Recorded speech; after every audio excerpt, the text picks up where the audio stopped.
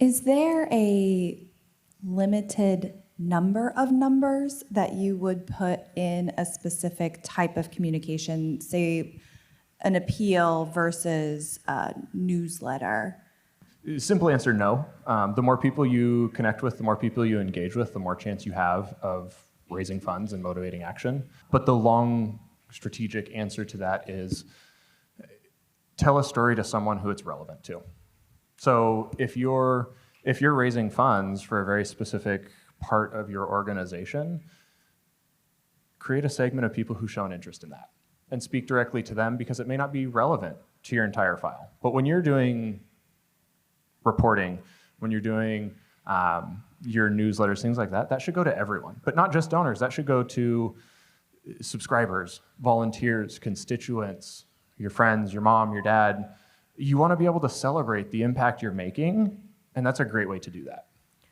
I had a question for you that you just asked the question. So do you have too many? Do you find yourself with too many numbers? Sometimes I find that some stakeholders in our organization get really excited about their data.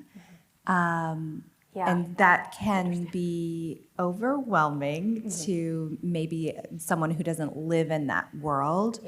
So sometimes we get stuck trying to decide, is the dollar amount the most impactful number to share? Is it a percentage? Is it number of patients? That sort of thing.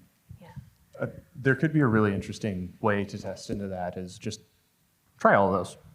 Do an appeal that focuses on dollar amount. Do an appeal that focuses on percentage. Do an appeal that focuses on patients.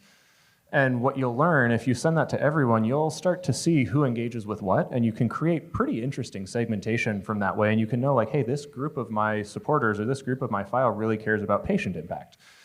Whereas this group is really analytical and they want very hard numbers. So I know when I have a story that involves patients, I'm going to activate this segment, and they're going to really care. Whereas, man, it's time for me to do my annual report. I got to prioritize this audience. Also, I think that's a really good opportunity for content repurposing. Like if you had them in your annual report, for example, then you can break them out into different, like Diva was saying, into different segments, and see how that works. But also like the power of formatting, even just like, should I use bullet points? Should I just write it all out in words? Should I break it up into different sections? So I think that there are also, like Dave was saying, there's not too many numbers, but the way that you relay them can be really helpful when you have way too many numbers and your boss wants you to put them all in an email or something, and you're like, how do I do this? She's not talking from personal experience or anything.